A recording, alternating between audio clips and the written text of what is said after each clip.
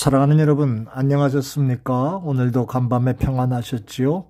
하나님께 영광을 돌려드리고 감사합니다. 오늘도 여러분 계신 곳에서 건강한 하루, 은혜로운 한날 되시기를 바랍니다. 이제 저는 오늘 느헤미야 12장 31절로부터 43절의 말씀을 가지고 마지막 말씀을 전해드리려고 합니다. 39번째 느헤미야 시간을 진행합니다. 이 사람들이 성전 낙성식, 건축 낙성식을 진행하면서 하나님이 얼마나 큰 기쁨을 주셨는지 진짜 기뻐하는 이 모습이 예루살렘 성벽 멀리까지 퍼져나갈 정도로 그렇게 은혜롭고 기쁨이 충만한 모습이 있었다고 했습니다. 그 기쁨은 어떻게 얻었냐 하면 바로 제가 어제 아침에 진정한 헌신이 있을 때 진정한 기쁨이 있습니다 라고 하는, 진정한 헌신이 있으니까 하나님이 기뻐하시고 그리고 그 헌신하는 자에게 큰 기쁨을 허락하셨다, 그 말씀을 드렸지요. 자, 두 번째, 그리고 저는 오늘 이런 말씀을 드립니다. 두 번째는요, 이렇게 축제와 환희를 누릴 수 있었던 것은 그저 적절하게 시간을 뭉개고 그냥 헤매고 있었던 것 때문이 아니고요. 그들이 가졌던 비전이 이제 눈앞에 펼쳐져 나타났기 때문입니다. 느헤미야 1장에서 그려진 이스라엘 백성들과 느헤미야의 모습을 한번 상상해 보십시다. 벌써 40일 전에 저는 여러분들과 이 느헤미야를 시작하면서 그 말씀을 드렸지 않습니까? 그때 그들은 낙담과 절망의 골짜기를 헤매고 돌아다녔던 그 모습이 얼마나 심각했습니까? 느헤미야는 그 상황 속에서 얼마나 허망하고 슬퍼했습니까? 기대할 것이 아무것도 없었고 모든 게 무너지는 그 어려움의 골짜기를 걸어가고 있을 때, 그때 느헤미야 1장과 2장을 통해 보니까 함께 남아있는 백성들과 그리고 느헤미야가 꿈을 꾸기 시작합니다.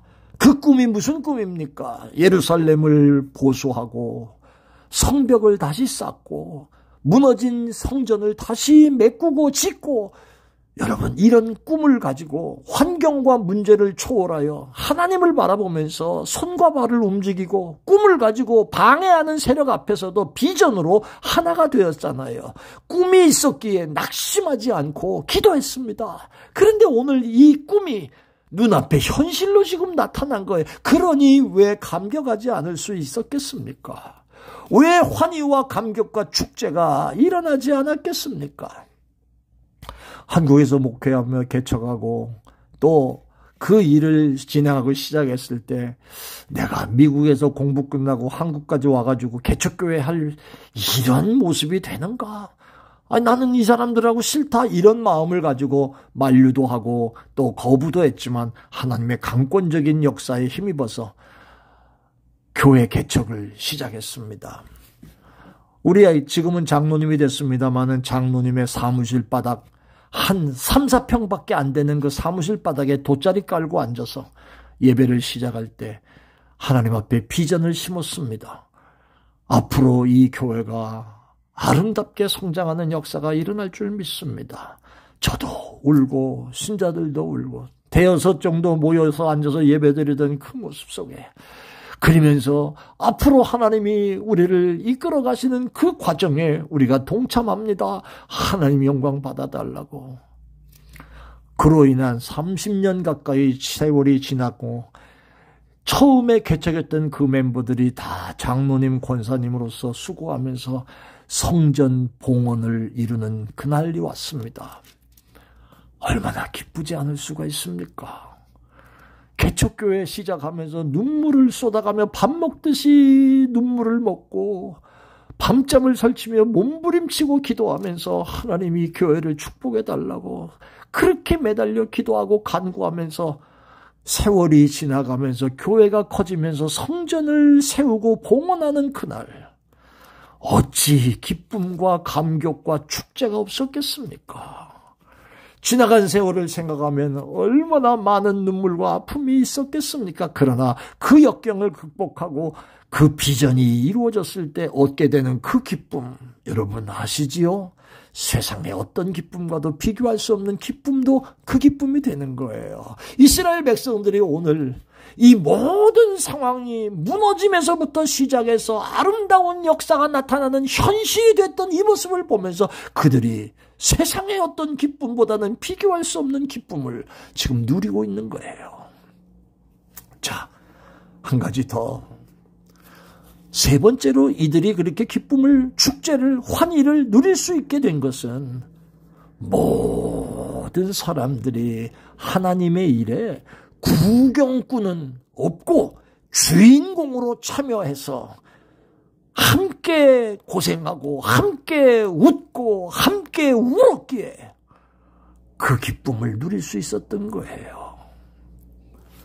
비전을 가지고 도전하고 일을 이끌어갔던 지도자 느헤미야도 참 훌륭했습니다마는 그 모든 사역에 백성들이 구경꾼이 아닌 주인공으로 참여합니다.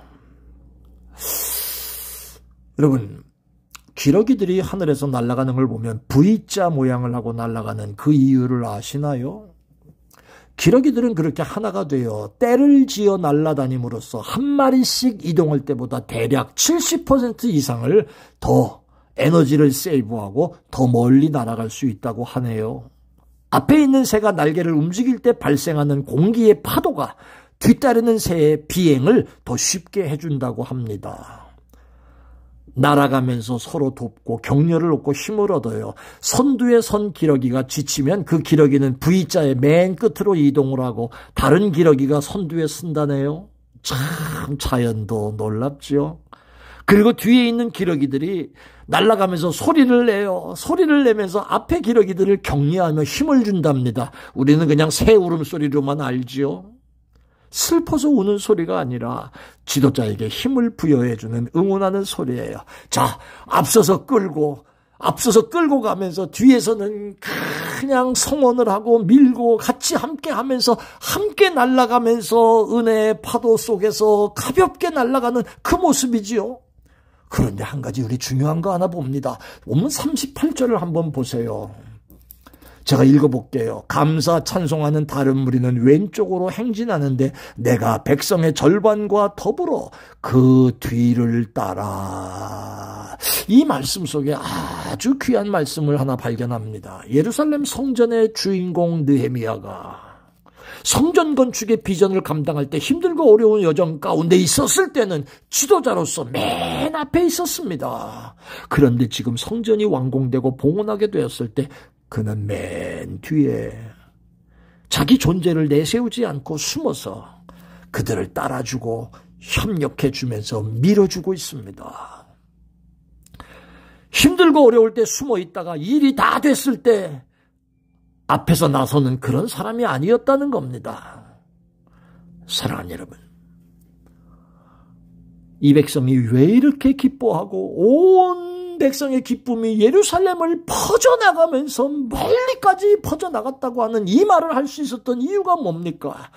모두가 헌신하고 모두가 주인공으로 참여하고 모두가 수고했던 것을 통해서 그 비전이 성취되었기 때문입니다. 진정한 기쁨과 즐거움을 누리기를 원하시는 여러분, 여지까지도 그러하셨지만 앞으로도 더 헌신하는 자가 되시기를 바랍니다. 비전을 성취하는 여러분들이 되시기를 바랍니다. 그리고 구경꾼이 아니라 주인공으로 참여하는 여러분들이 되시기를 바랍니다. 여러분의 삶에 놀라운 하나님의 축복이 임하실 줄로 믿습니다. 은혜로우신 아버지 하나님 감사합니다. 비전이 이루어지고 그리고 모든 종들이 주인공의 역할을 감당했을 때에 하나님 이 기쁨이 충만했다는 것을 오늘 말씀을 통해서 봅니다. 아버지, 나의 삶에 하나님이 주시는 기쁨으로 충만하게 하시되 주여, 지금까지도 그러했지만 앞으로도 먼저 헌신하는 종이 더 되게 해주시고 하나님의 비전에 우리의 모습 가지고 그 비전을 이루기를 위하여 노력하는 종들 되게 해주시고, 그리고 구경꾼이 아니라 하나님의 역사의 주인공으로 참여하는 그런 종 되게 하여 주옵소서. 감사합니다. 예수님 이름으로 기도합니다. 아멘. 고맙습니다.